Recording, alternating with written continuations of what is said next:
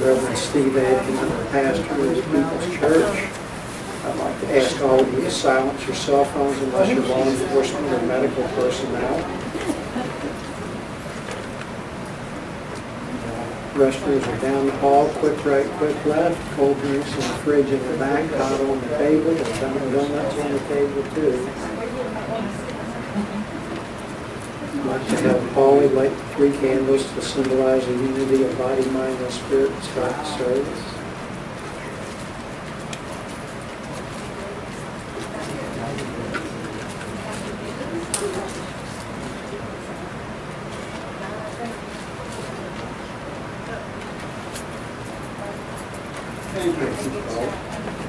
I've known Paulie several years from out in Casadega. He used to come out here quite a bit. Moved over here for a bit. He's a good guy to know, so have a chat with him if you haven't. Please stand for the invocation and remain standing for the first time.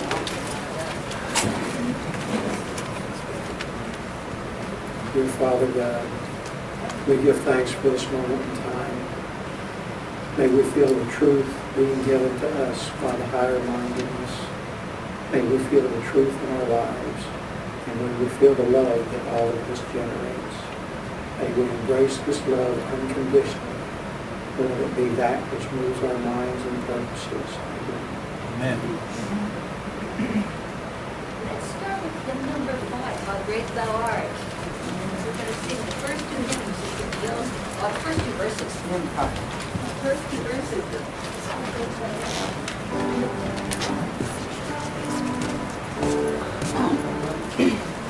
The next portion is a thought for the day from the pastor. This is where I think about something that's occurred in my past week, try to put it into a spiritual perspective. I would like to start this talk by reading the 7th principle of the National Spiritualist Association Declaration of Principles. We affirm the moral responsibility of the individual and that he makes his own happiness or unhappiness as he obeys or disobeys nature's physical and spiritual laws. I was counseling somebody about issues in their life, and they asked me if I ever had difficulties in my life. Say no?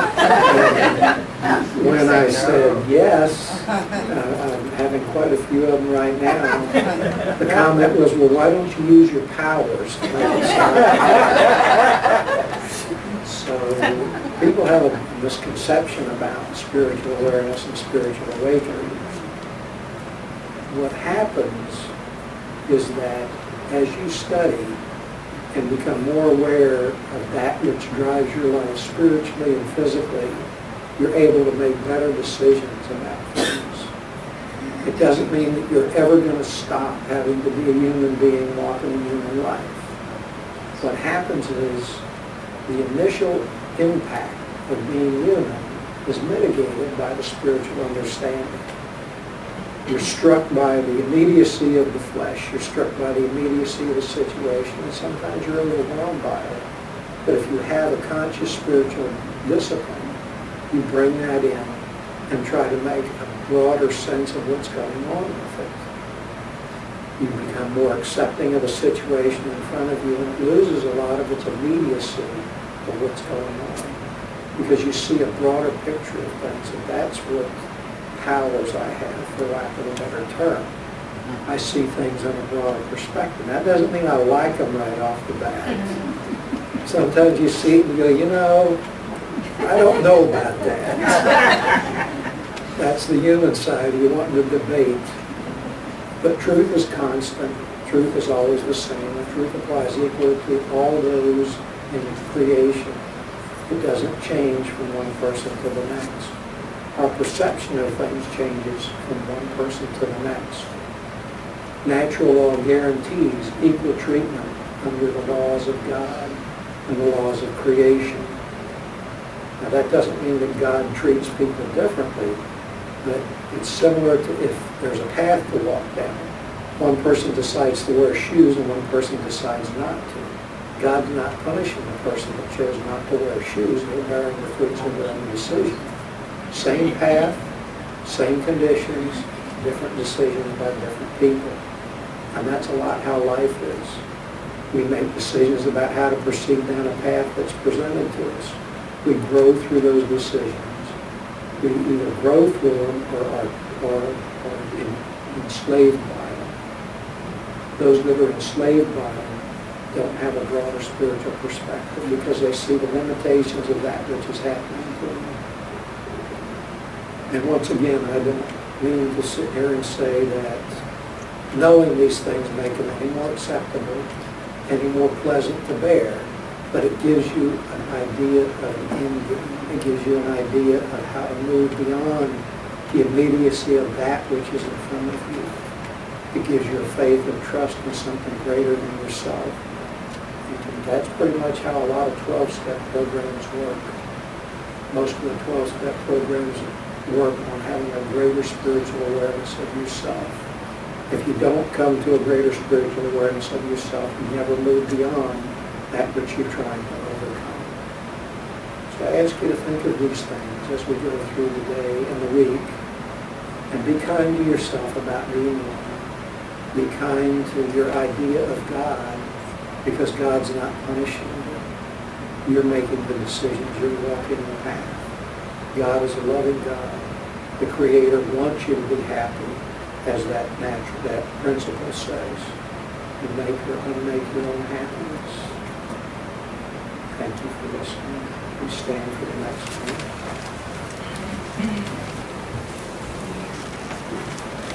Good morning. My name is Ashkhen. I will be chairing the service from now on forward. Our speaker today is our pastor, Rev Steve Adkins.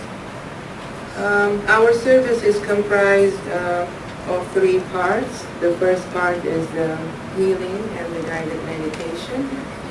Second is the inspirational lecture. And the last portion of the service is the demonstration of spiritual gifts. So we will start with the first portion of the service.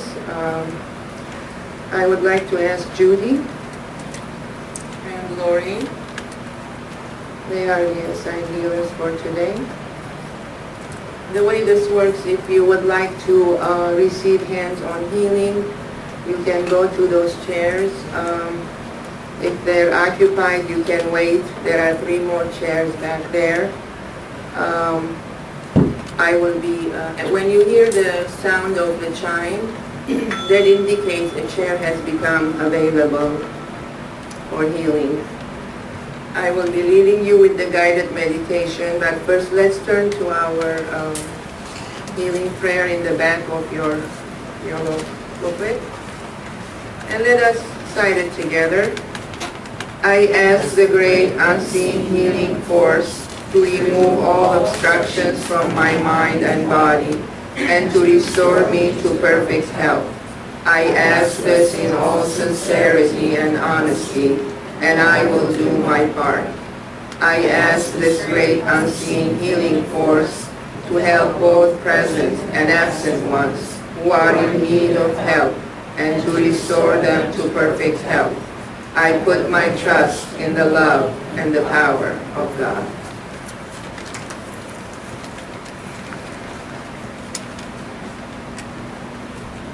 For those who would like to sit through the meditation, just find a comfortable position to sit. Let go of the tension if there is any in your physical body.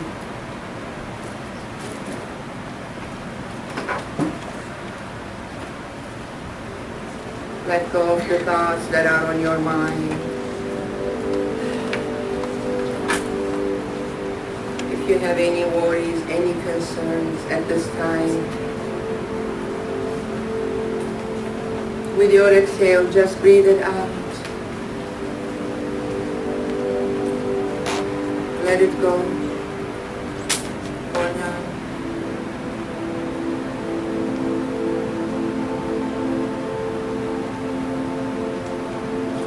Bring your awareness to your breath.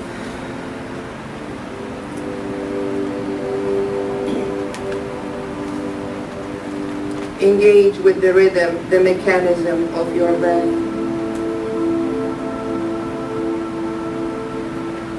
Feel the motion of your breath.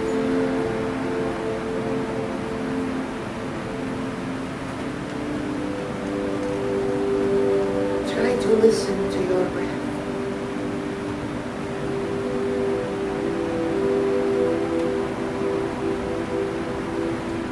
Feel the flow of your breath while you breathe in and out.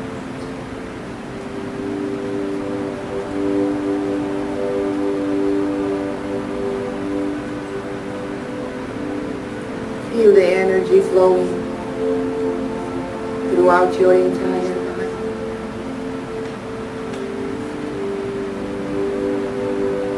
Clearing your mind,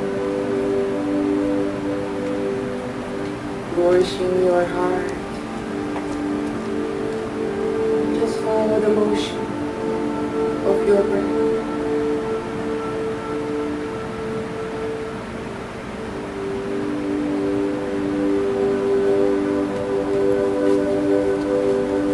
That is taking you deeper and deeper within yourself,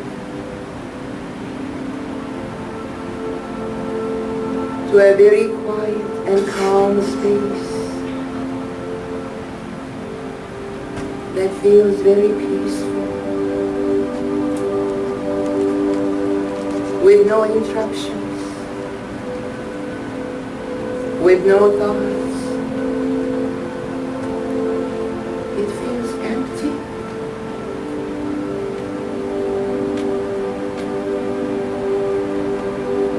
Connect with this quiet space within, and repeat to yourself a few times, I am at peace within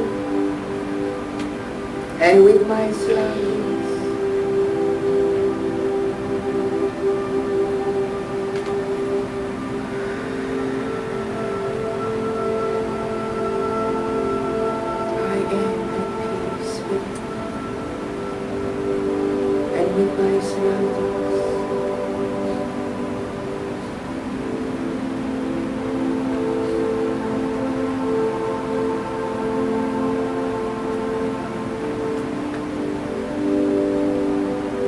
Peaceful sensations flowing with your breath from within and without.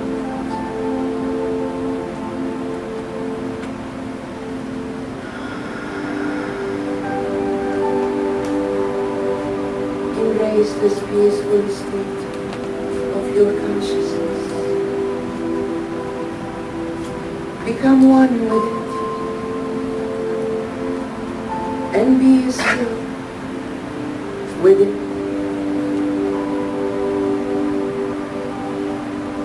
Not to allow anything to interfere with this stillness. Embrace stillness and breathe. Breathe in and out. Feel the vibrations, the soft, the gentle vibrations of your peaceful breath that is nurturing your body, your mind, and spirit.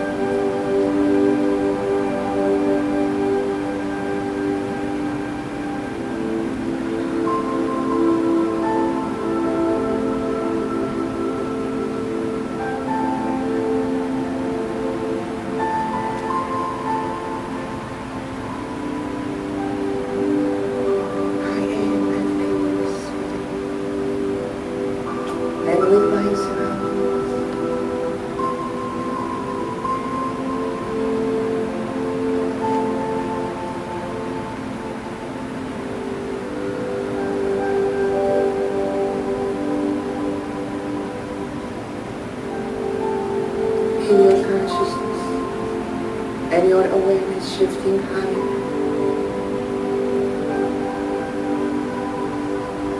higher to your forehead and above your head, and connecting you with your higher self. And in the presence of bright and brilliant golden light,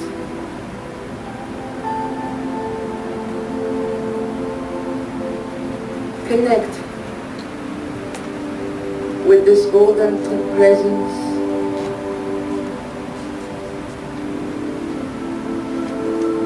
There are no thoughts in this state of consciousness. It is a pure, perfect state of being.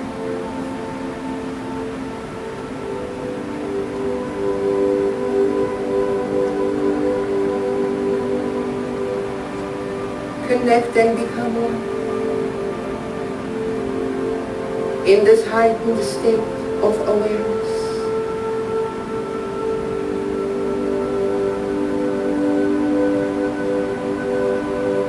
As you connect,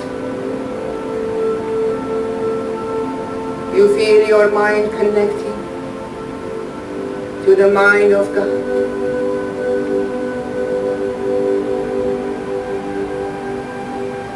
God the omnipotent, omnipresent, omniscient, the source of infinite divine knowledge and wisdom. Feel your mind merging with this infinite presence.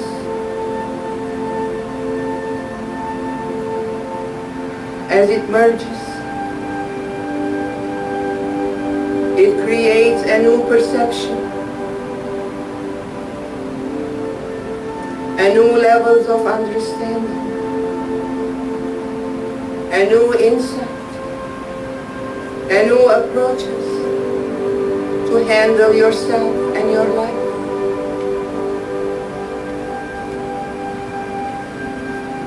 Just feel the merging and becoming one with the mind of God.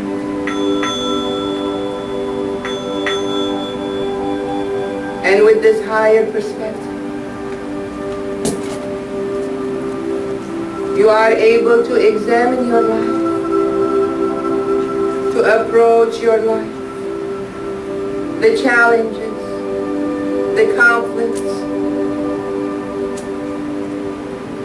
the barriers in your life that are stopping you from evolving, progressing, and achieving your highest potential.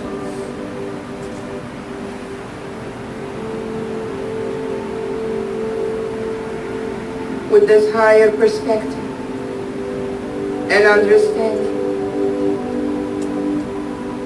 you gain the power, the wisdom, and the ability to overcome the barriers that are conflicting with your spiritual growth,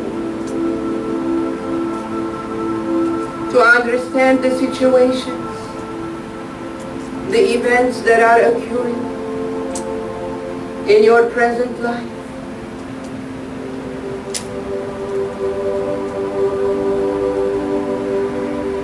and to focus on the positive outcome, that all those experiences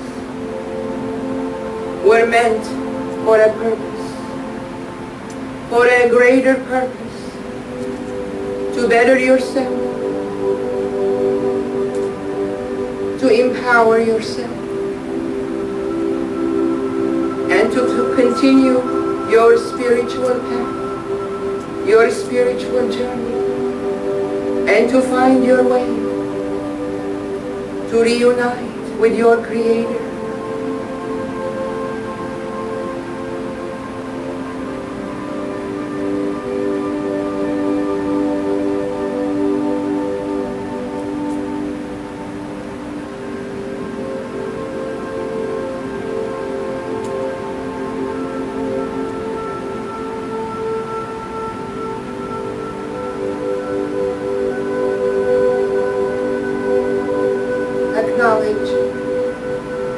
your past experiences.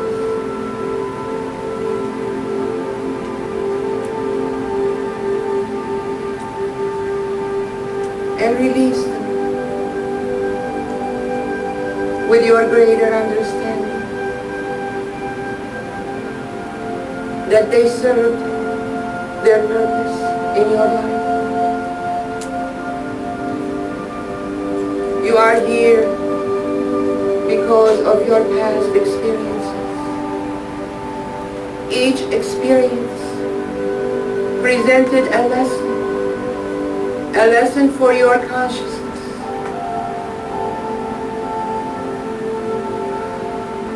Conflicts, blockages, barriers, for you to become stronger, to expand your awareness and move beyond and above, and become aware of your higher self, your perfect self that is within you. It is the spark of your spirit, the light within that is dominant, vital, allowing you the chance to become aware of that light, to reunite with your Creator for greater missions, purposes that are waiting for you in the future, to follow that light, the light of God that is leading you, guiding you to where you need to be, and trust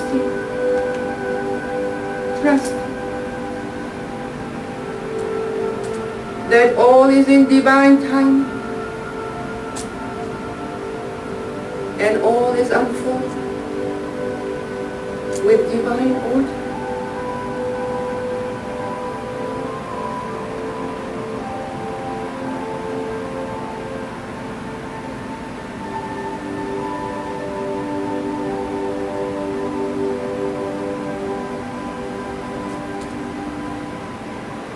Apply your infinite understanding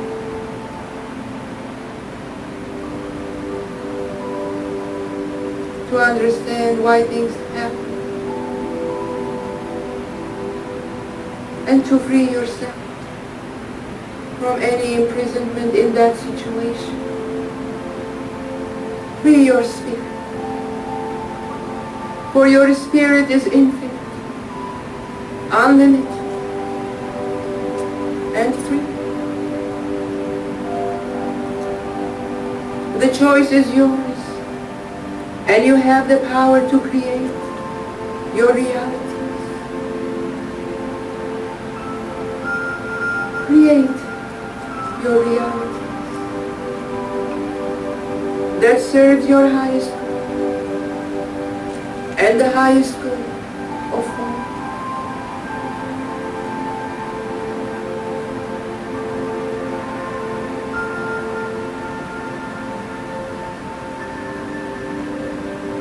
Surrender to the will of God.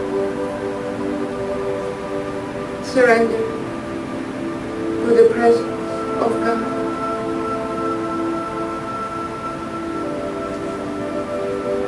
Allow God to guide you, to be in charge of your mind, of your thoughts, to be in charge of your body, your well-being. Ask God to heal your emotions by releasing and letting go.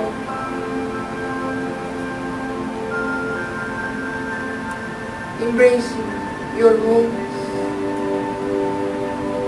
and with you, with God. Be in communion with your Creator. Have faith and trust that all is well, all is perfect. You are exactly where you need to be at this time. Accept it and live your full potential according to the experiences and the situations that are coming to you, that you are experiencing. Rise above the human conditions and the limitations and surrender to the perfection, to your spirit.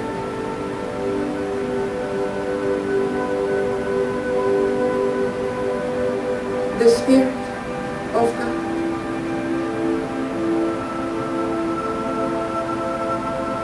Apply your universal understanding, your expanded perceptions in all situations you encounter during the day, at work, with family members, friends, neighbors.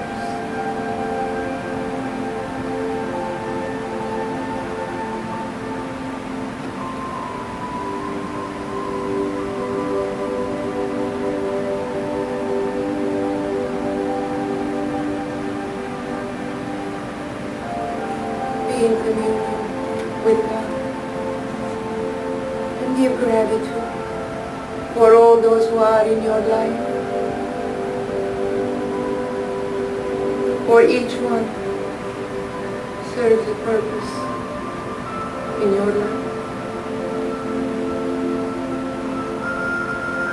Be thankful for who you are now,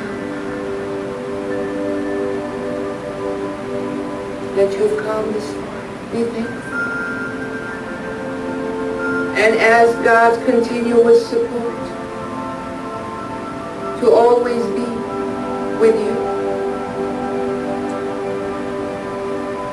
Surrender to the will of God.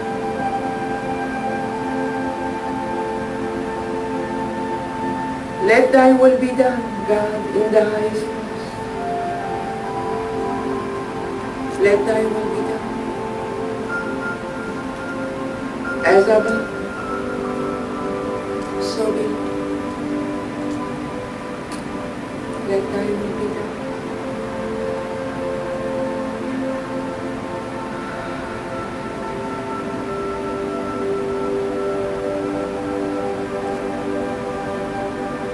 Let go and let God be.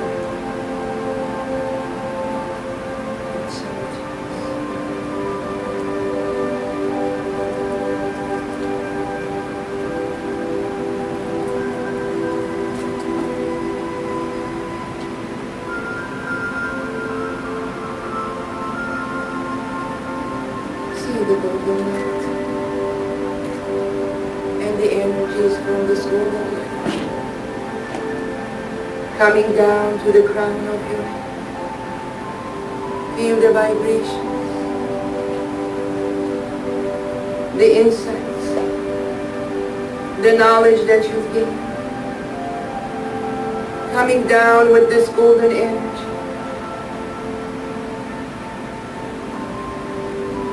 Entering through the crown of your head and moving gently down to your shoulders, to your arms. Feel this golden energy rushing down through your body, down to your knees, to your feet. Going out through the soles of your feet and anchoring you to the earth, to the ground. Feel this golden light expanding further out, outside your physical body, creating the beautiful circle of golden light. See your body inside this beautiful circle, Your body is at ease and your mind at peace. And you are just breathing peacefully.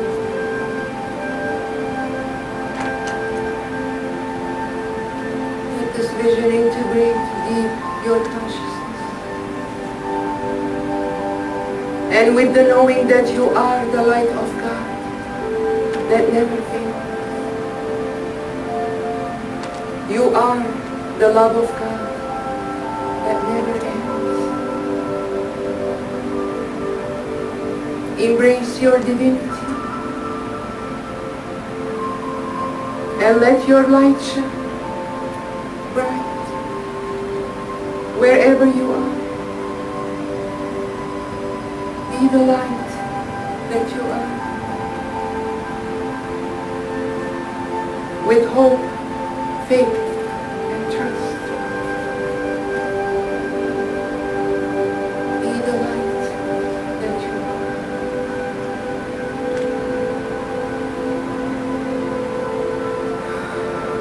Feel your breath. All this high vibration settling down in your physical body. Grounded in your physical reality.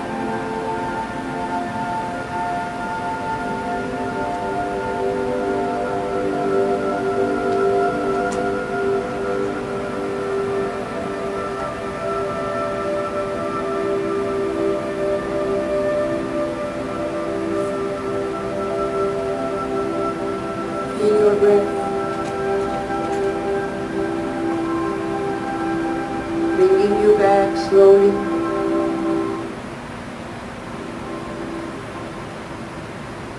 Become aware of your physical body.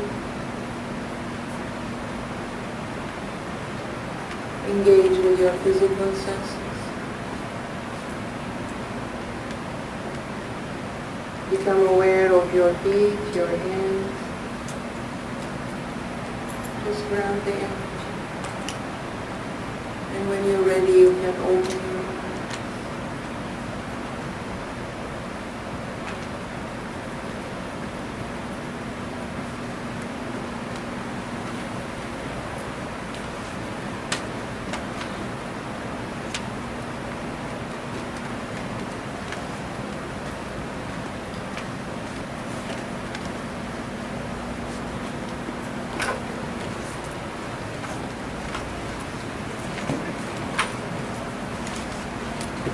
To ground these energies, please stand so we can do the next thing. Right, go back together. Relishing the beautiful love light room. Let's sing hymn number 6, Kumbaya.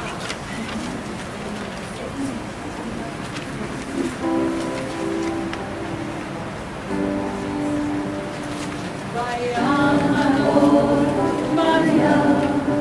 Kumbaya, my Lord, Kumbaya.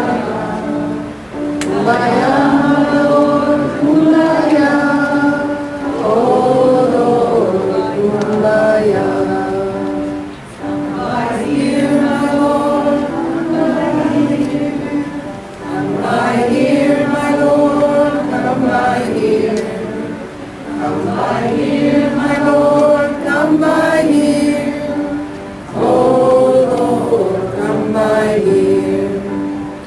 Someone singing, Lord, Kumbaya. Someone singing, Lord, Kumbaya. Someone singing, Lord, Kumbaya. Oh Lord, Kumbaya. Someone's praying, Lord, Kumbaya. Someone's praying, Lord, Kumbaya. Someone's praying, Lord, Kumbaya. Oh Lord, Kumbaya. Please be seated. Next portion of the service is the inspirational lecture. Our speaker today is Rev Steve Adkins. He is serving as the pastor of the People Church, the People Church of Divine Prophecy. He is the founder of this church. He is an ordained minister, teacher, healer, a medium. He's been serving, doing the spiritual work for the past 25, 30 years now, since I've known him for the past 5, so that adds to 30 years. He's been to UK and demonstrating the evidentiality of the spiritual realm, and he's here again once more to share with us his knowledge and his experiences. So please welcome our pastor, Reverend Steve Adkins.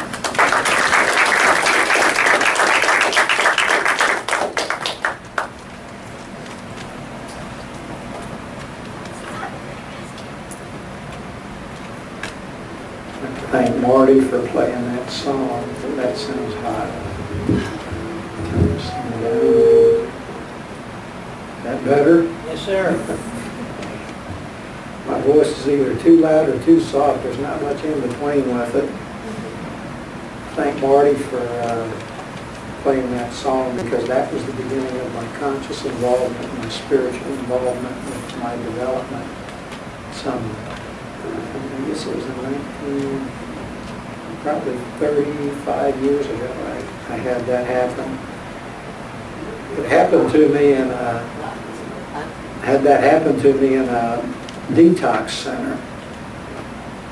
And these 12-step programs depend on having a spiritual awakening for them to work. It doesn't matter if it's for weight loss, for gambling, whatever it is. The original 12-step program was to stop drinking.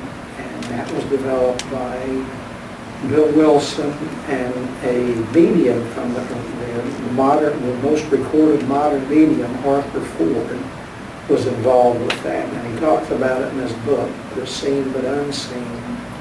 And he talks about helping to develop the fearless searching and moral inventory of yourself daily. And that's the fourth step of most 12-step programs.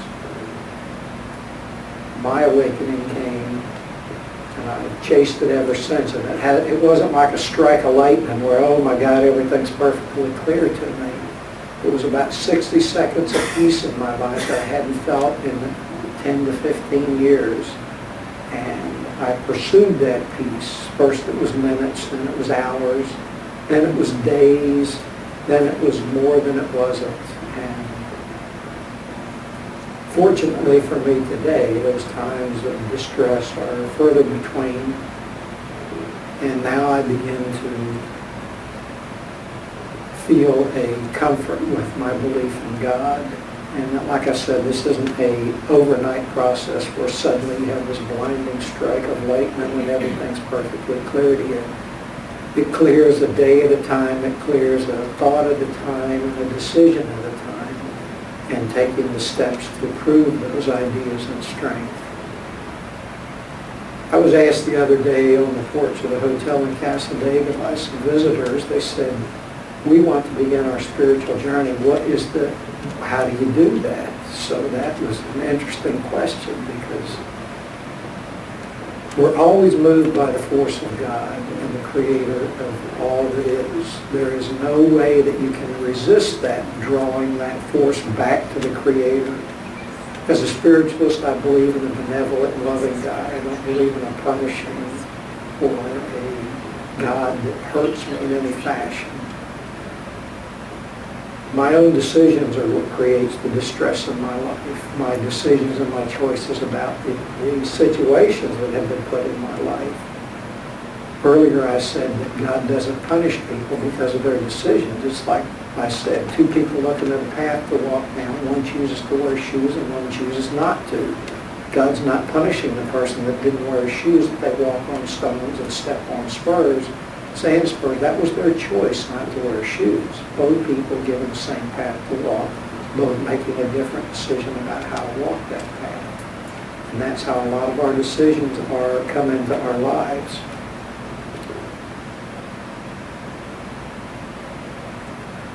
All of creation is moved inextricably by the force of God back to its source.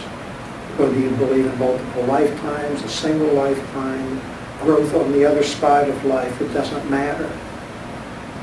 It's as if a stream running down a hillside. The center of the stream is moving surely and swiftly by the force of gravity back to its source, to the lowest point that it can flow to. But that's not. Spiritual people aren't moving to their lowest point. That's just an analogy of how the natural law works inextricably. The people in the center of the stream are moving surely and quickly back to the source by conscious involvement in their life, by embracing truth at every turn. They move quickly back to that source. On the outer sides, as you move further out, people are moving a little more slowly. And they're the ones that are kind of on and off the fence, on again, off again with God and their idea of God. And the circumstances of life sometimes overwhelm them and they can't quite get on with things, so they slow down a little bit by the currents of life. And further outward, at the edges of the stream, it looks as if there's eddies of water just turning back on themselves, going nowhere. But if looked at closely, those eddies are new eddies, and the water is continually moving around and back out into the stream. Just on the surface it appears as if they're running in circles, but they are being moved, however slowly, back towards that source. So this person was asking how to be involved consciously in their spiritual development. You have to develop an idea that you have about God. I'm not going to give you that idea. As a spiritualist, I just tell you that there is a God, a creative source of all that has a plan and has laws and ways that it works. All are subject to natural law. Nobody can circumvent them by beseeching God to move them out of their life, move them along.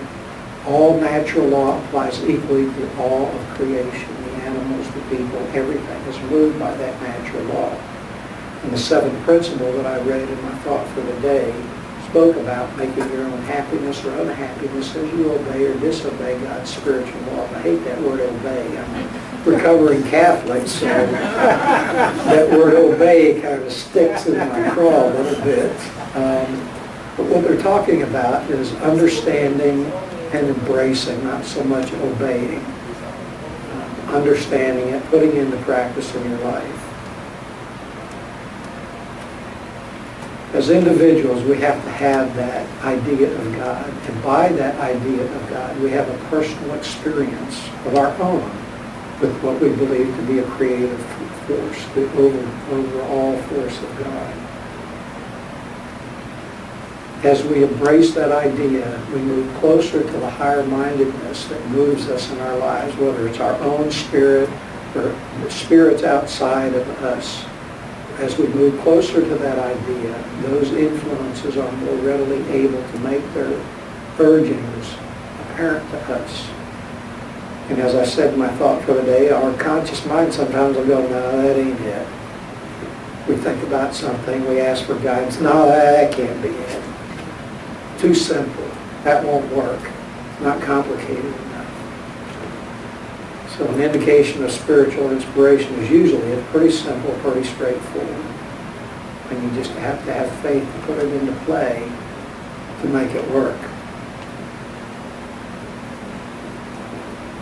Within spiritualism, which is what I am as a spiritualist, this is not a spiritualist church, it's an open spiritual church. All faiths are welcome here and welcome to express themselves here. But as a spiritualist, I do believe in a benevolent God. This is demonstrated by the healing that we do. It demonstrates an intelligence that has dominion over this realm, can change cellular structure, which modern science can't do as of yet anyway. And it shows that this greater intelligence acts in a benevolent fashion through the gift of healing. So it has dominion, and it acts in a benevolent sense to produce the healing through the healers. Once you desire spiritual knowledge and begin to seek it actively, whether it's through a disciplined process or your own guidance through co-development, there's really no turning back. You can step aside from it for a while. You can deny it once it gets too difficult to embrace. But you cannot stop that thought from being in your mind. You've had a spiritual awakening. That's very similar to the 12-step programs. Once you have that awakening about that which is difficult in your life, there is no denying the truth of it anymore. You can stop thinking about it, you can stop embracing that truth, but it will eventually reveal itself again in your life. And that's why they tell you when you stop drinking that you'll never be able to drink again like you did before, because you can't deny the truth of what you've seen about it. And I speak from personal experience. I have no illusion what would happen if I started drinking again. When I was drinking, I carried a gun and a knife, and I was very angry at the world. I like my life now. I like being blind, and I've been that way since I was 35. But it's a step at a time to get where I'm at. But once you have that spiritual awakening, again, there is no denying it. You can stop thinking about it. You can step aside from it. You can bemoan and bewail God for being unfair to you about your life and distract yourself for a while, but you can't stop that knowing once it becomes awakening. It will always draw you back to the path. Some of us are put on these paths, back on them or on them for the first time by different methodology. It depends on who we are as a person, how we have to be moved to that spiritual awareness. First you get gentle nudgings, gentle thoughts about maybe I ought to try something different. And as you deny that inspiration, as you deny that need to move in that direction, things get a little more difficult. And as those situations manifest in your life, you once again think, gee, maybe I ought to look at this a different way. Those that take the first urgings and move along that path have reached a spiritual attainment without the more difficult things occurring in their life. When I tell people my life story, they say, gee, I haven't suffered that much. I can't reach that level of knowing that you have. Well, I'm just more stubborn than everybody else. And I really had to have it explained to me a certain way. So don't feel that you have to suffer as much as somebody who's speaking to you to reach a level of awakening that's great, that is grateful in your life, that is happy in your life, and that works. You just got the message sooner, that's all. But as with my early awakening, a lot of my current awakening is like these things. I have to have things happen to me that move me out of where I'm at. I had my membership taken in an organization I had given my life's work to for 20-some years over nothing, over personal issues. But as a result of that, this church is here now for 5 years.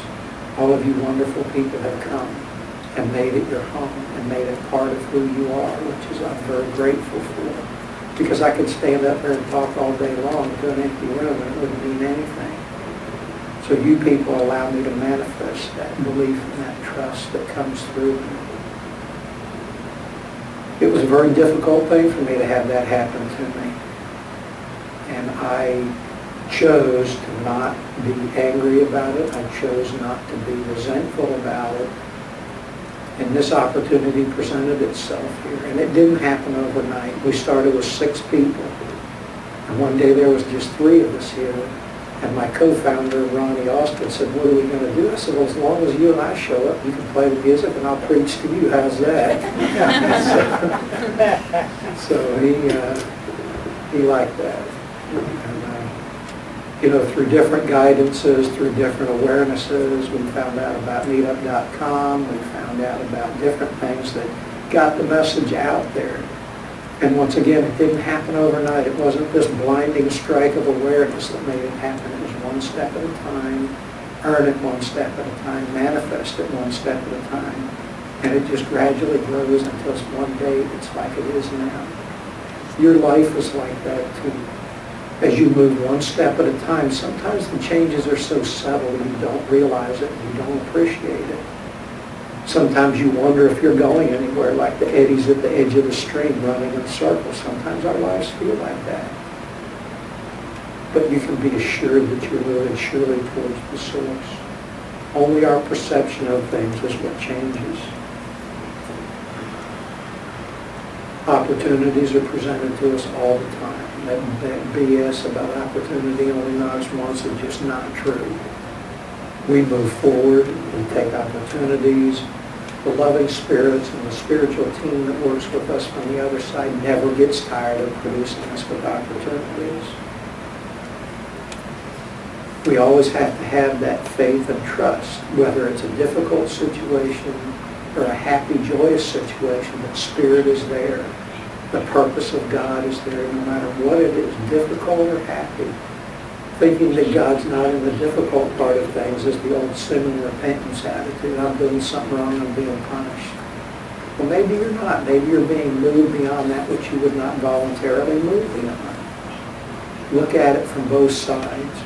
And that doesn't mean that you leave yourself in a dangerous or abusive situation because you think God wants you to bear it out. Once again, the decision of two people walking down the same path. Your decision is what creates the path. Your decision is what creates the opportunities to change what's going on with you. Meditate and pray. The first step when you're moving onto that path of personal awareness is the desire to have it. So if you're trying to move on to it, that desire is what will move you in the right direction. The second thing is to have compassion for yourself. Be as kind to yourself as you are to those around you. Be as accepting and understanding about the differences and the difficulties of who you are as a person as you are of those that you encounter. Give yourself that same grace. Give yourself that same break about things. If you're willing to give somebody you meet a break so that they can proceed, give yourself a break every so often. I remember I was told in the early days of development, they said sometimes the best thing to do, an exercise to help yourself the most, is to raise your hand up, put your hand down, pat yourself on the back. Sometimes you have to do it to yourself because nobody else is doing it. Be your own cheer section. Be positive about your development as you move along. And you have to have compassion for yourself, those around you, and other creatures in this existence. When I first moved into the house I've been in for just short of a year, there were about 7 or 8 stray cats there. Now, I'm a dog and horse kind of person. But there were 7 or 8 feral cats that had been fixed, and the camp out there has been trapping them and getting them fixed, getting them their shots, and turning them back loose into the community so that people can, adopt them and feed them, and they can live their lives out without being harmed or put to sleep. So for some reason, about 7 of them have decided to come to my door. And I go outside in the morning and they're all on the front step. And first they wouldn't get near me. First they were way out there. Now they're right there, letting me pat their heads. And when I first moved in there, I told my wife, I said, I'm not feeding these cats. Let them go find somebody else. But they kept coming there, kept insisting to be fed. This was my wife's office, this house in Casadega, and I moved into it to live there. And now one of them has decided to come in the house and walk around the house and check it out. So I let her come in. She's fixed. And I feed her. She's this beautiful little gray cat, small cat, fully grown, and just as sweet as could be. And last night she jumped up in my lap. But it's that kindness and that compassion that just keeps reaching out. Now, on the other side of that coin, you have to be careful of the people who would take advantage of that compassion. You can't allow a manipulative or malicious person to take advantage of your good graces. You extend yourself to the point to where it's safe for you to extend yourself. You don't overextend yourself. You put yourself in an unsafe situation. That's like pulling the pin on a hand grenade and saying, God, don't let that thing go off. You have to be responsible for who you are, what you are, and what you do. Personal responsibility, that's the key to spiritual development. Be responsible for your decisions. Let your decisions be spirit-inspired. See them with a higher mindedness, but be responsible for them when you do that. If you step off a building and you don't believe in gravity, guess what? You're still going to be affected by gravity. So don't test God. Rely on yourself. Rely on the love of God to move you beyond that which you are in a safe and kind sense. The Spirit will never give you more than you're capable of overcoming. And I know because I've had a very difficult time at times in my life.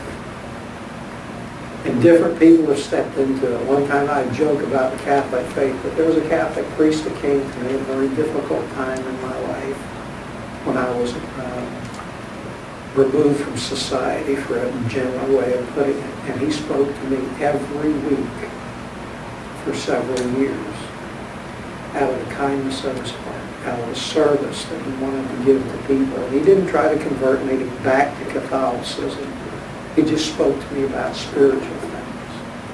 And that was one of the first people I had encountered ever that spoke to me about spiritual things and other choices I had about my life. Another person intervened at another stage, a student of Yogi Bhajan's, and I studied Kundalini Yoga in the 70s when it was not that popular. The thing was a commie if you studied yoga back then. You were anti-American. And it was taught with a study of Buddhism and a little bit of Hinduism, along with the Kundalini Yoga. So there was another spiritual injection into my development. I embraced different parts of that. Did I move on continuously? No, when I got out of being removed from society, I went back to drinking very heavily for about 10 years until I ended up in that detox center. And I had a true spiritual awakening there, and I remembered everything that I had been exposed to. I remembered everything that people had ever said to me about the other side, the spiritual side. So none of that was wasted. And that's what you have to realize about what you say to people. It's never a wasted effort, regardless of the outer, immediate circumstances. After I got straight and sober, I used to go into institutions and talk to people, and I spoke at some state conventions after I had about 10 years of sobriety. That group has an interesting idea about service work. You got to be straight with yourself before you try to share with other people. So I learned about service work early on. You can't help people unless you've already helped yourself. So in the beginning of your spiritual development, take your time to make sure you're square and you're founded within your own faith and understanding. If you don't, you're going to be knocked off of that during the course of your life. So you need to work as hard, and what this group does is they make you work twice as hard on yourself as you had before you started doing service work. So that is an interesting concept that I came up with.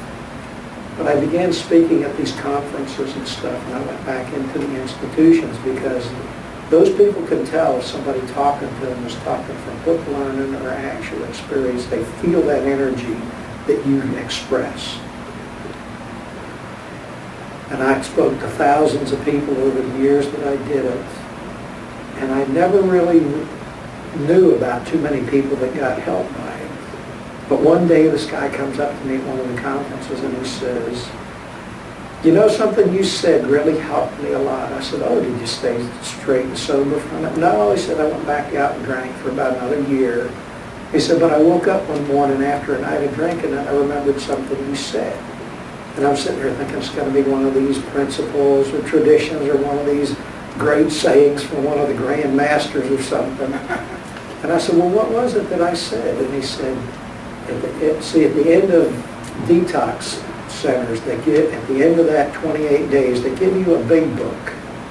And you have everybody sign it with their phone numbers. And what I said to him was, If you don't think that this is a difficult disease, and you don't think that people can't hold on to things, I said, just call that book. Hey, take that book after about 30 days and call everybody's phone number that's in there and see how many of them are still on the path. I said, you'll be surprised that the vast majority of them have gone back to what they were. And that ought to give you a sobering thought about what's going on with your life. And he said, I did that. And you were right. 2 out of about 30 were still on the path. And he said, I got on the path after that and stayed on it. So it was something that I shared from my own experience. It wasn't some high-minded philosophical thing. So when you interact with people, you give of yourself. It doesn't matter if you're educated. It doesn't matter if you've had all the spiritual learning that people seem to have to do the things that I do. When you give of yourself, God is there. God is there in that moment of creation, inspiring you what to say to that person. Whether it's a family member, whether it's a total stranger, you are inspired what to say in that moment. And somebody else said to me, they said, well, I haven't experienced all of that, so I can't really help people. That's not true, because when God is speaking through you, or the spirit realm, whatever you believe, you are being spoken through from their experience, not yours. You are being inspired to tell this person something about their life that the Spirit has seen that they need to hear at the right time. So you have to allow yourself to speak to people that seem to have suffered more than you, that seem to know more than you, because in that moment you are inspired what to say by the greater mind. You're inspired what to say in that moment of creation to help that person. And you are moved by it as much as they. So the first step in consciously being involved in your spiritual awareness is to believe in yourself and to believe in your idea of God. All else flows from that. All else will be revealed to you as long as you hold that trust of yourself, that belief in yourself and God to carry you through. So I get ready to close the talk for today. I'll read something out of the NSAC manual about things to cultivate. Courage. Do not whimper and whine because it seems a long time before you get your growth. Each day is a day of growth, and great development is the sum total of steps taken in the days that have been.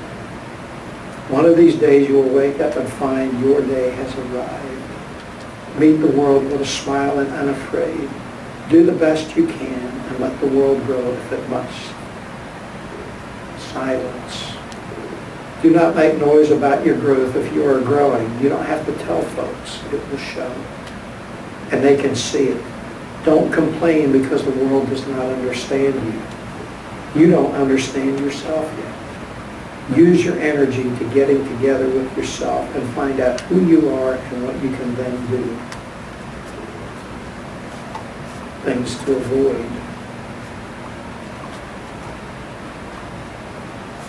Hate. This is a mental attitude which generates chemical poisons in the body of the human. No person can act healthfully who harbors this attitude towards any person or persons. And the fullest development of the soul is impossible while hate dwells within the mind. Its antidote is love. Gossip. This is the mental habit of discussing one's neighbor with a total regard for the actual realities of the case. It is destructive in its tendency because of the disturbed mental atmosphere it creates. Its habit is pointing out the petty imperfections of others and enlarging upon them. Its antidote is pointing out the good qualities of others and learning the art of being kind. One last thing to end on a good note. Mercy. It is the most humane traits of mankind. To be merciful is to be kind, revealing the kinship between man and the divine. Unfold this benevolent power of tenderness and service, Realize your responsibility of aid and perfection to those who may need your help, sympathy and counsel in their hour of need. Give of your wisdom who are ill of mind, and your talent and strength to those who are sick of body. Teach them to look up filled with faith that passes all human understanding. Instruct them to think only in terms of health and happiness, that they may share with you the appreciation of all beauty and grandeur of this life. Through this practice of acts of kindness, there is brought to the surface the finest qualities of womanhood and manhood that build for a higher, more perfect civilization. I'll close today with a passage from J.S. Newton about hiding man's divinity. This has to do with us looking to ourselves to find that humanity and divinity. The gods, having stolen from man his divinity, met in council to discuss where they should hide it.